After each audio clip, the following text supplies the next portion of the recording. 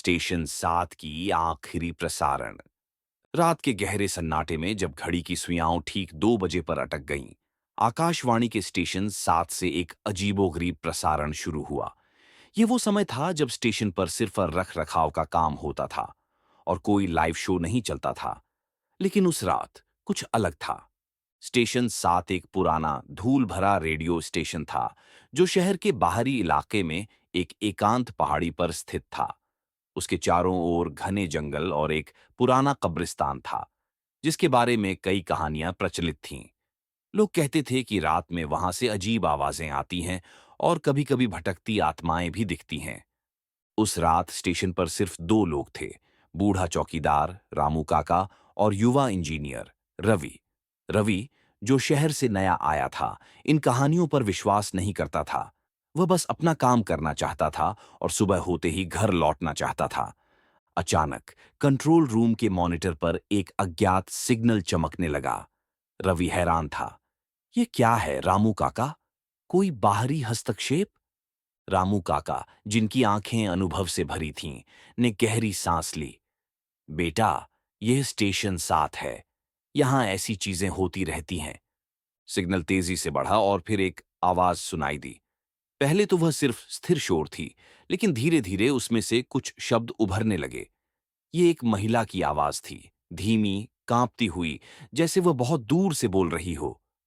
मां, मदद, यहां कोई नहीं है। मैं फंस गई हूं। रवि ने आवाज को साफ करने की कोशिश की, लेकिन शोर बढ़ता गया। कौन हो तुम? कहां से बोल रही हो? उसने माइक्रोफोन में पूछा। आवाज फिर आई, इस बार थोड़ी और स्पष्ट।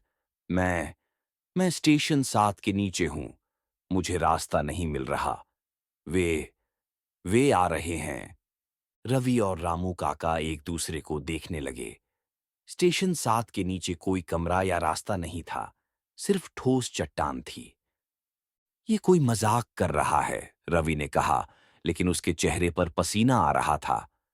नहीं बेटा, रामू काका ने फुसफुसाया, ये वो आवाज है जिसकी मैंने कई बार सुनी है। ये आत्मा है। तभी प्रसारण में एक भयानक चीख सुनाई दी, इतनी तीखी कि रवि के कान सुन्न हो गए। चीख के बाद कुछ टूटने की आवाजें आईं, जैसे कोई चीज जमीन पर गिर गई हो। और फिर एक धीमी, घसीटती हुई आवाज, जैसे कोई भारी चीज जमीन पर घिसट रही हो। रवि ने डर के मारे कंट्रोल पैनल से हाथ हटा लिया। रामू काका ने अपनी आंखें बंद कर ली थीं और कुछ मंत्र बुदबुदा रहे थे। यह क्या है रामू काका? रवि ने कांपते हुए पूछा। यह ये वो लोग हैं जो यहां दफन हैं, रामू काका ने कहा। वे कभी कभी वापस आते हैं और उन्हें रास्ता चाहिए। प्रसारण में घसीटने की आवाज तेज होती गई और फिर एक गहरी, गुर्राती हुई सांस सुनाई दी, जैसे कोई ठीक उनके बगल में खड़ा हो। कंट्रोल रूम की बत्तियां टिमटिमाने लगीं। रवि ने देखा कि मॉनिटर पर सिग्नल की तीव्रता अचानक आसमान छू गई थी, जैसे वह आवाज अब स्टेशन के अंदर ही हो।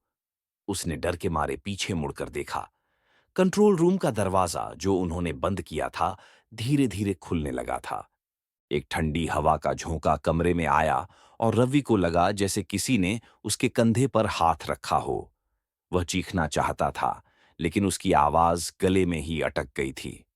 प्रसारण से एक अंतिम फुसफुसाहट आई, इस बार इतनी स्पष्ट कि रवि को लगा कि वह उसके कान में ही कह रही हो, तुम भी फंस गए। और फिर सिग्नल पूरी तरह से कट गया। मॉनिटर काला पड़ गया। कंट्रोल रूम में पूरी तरह से सन्नाटा छा गया। सिर्फ रवि की तेज धड़कनें सुनाई दे रही थीं। रामू काका ने धीरे धीरे अपनी आंखें खोलीं। उनकी आंखों में डर नहीं, बल्कि एक अजीब सी शांति थी। बेटा, वे रास्ता चाहते हैं। हमें उन्हें देना होगा। रवि ने हैरान होकर रामू काका को देखा।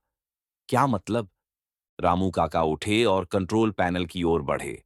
उन्होंने एक पुराना, धूल भरा स्विच दबाया, जो रवि ने पहले कभी नहीं देखा था। स्विच दबते ही स्टेशन के अंदर से एक धीमी, गूंजती हुई आवाज आई, जैसे कोई भारी दरवाजा खुल रहा हो। यह स्टेशन 7 का रहस्य है बेटा, रामू काका ने फुसफुसाया।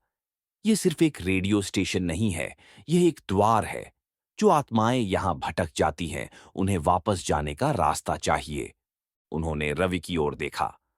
हमें उन्हें रास्ता दिखाना होगा, ये हमारी जिम्मेदारी है। रवि ने डरते डरते रामू काका का अनुसरण किया। वे कंट्रोल रूम से बाहर निकले और स्टेशन के सबसे पुराने हिस्से की ओर बढ़े, जहां एक पुरानी जंग लगी सीढ़ी नीचे जाती थी। सीढ़ी के नीचे एक अंधेरा गलियारा था, जिसमें से एक ठंडी नम हवा आ रही थी। जैसे ही वे गलियारे में घुसे, उन्हें फिर से महिला की आवाज सुनाई दी, लेकिन इस बार वह कांप नहीं रही थी, बल्कि थोड़ी शांत लग रही थी। धन्यवाद, धन्यवाद। गलियारे के अंत में एक पुराना पत्थर का दरवाजा था, जो अब थोड़ा खुला हुआ था। उसके अंदर से एक हल्की नीली रोशनी आ रही थी। रामू काका ने दरवाजे की ओर इशारा किया। यह उनका रास्ता है बेटा, अब वे शांत हो जाएंगे। रवि ने देखा कि नीली रोशनी धीरे धीरे तेज हो रही थी और उसके साथ ही घसीटने की आवाजें और चीखें भी कम होती जा रही थीं। कुछ ही देर में सब कुछ शांत हो गया। नीली रोशनी भी फीकी पड़ गई और दरवाजा अपने आप बंद हो गया। रामू काका ने एक लंबी सांस ली। चलो बेटा, सुबह हो गई है। रवि ने बाहर देखा। पूरब में हल्की रोशनी फैल रही थी। वह जल्दी से स्टेशन से बाहर भागा, बिना पीछे मुड़े। उसने कभी उस स्टेशन पर दोबारा कदम नहीं रखा, लेकिन उस रात का अनुभव उसे हमेशा याद रहा। आज भी शहर के पुराने लोग कहते हैं कि स्टेशन 7 से कभी-कभी रात में अजीब आवाजें आती हैं, लेकिन अब वे उतनी भयानक नहीं होती। वे कहते हैं कि रामू काका ने आत्माओं को उनका रास्ता दिखा दिया था और अब वे शांत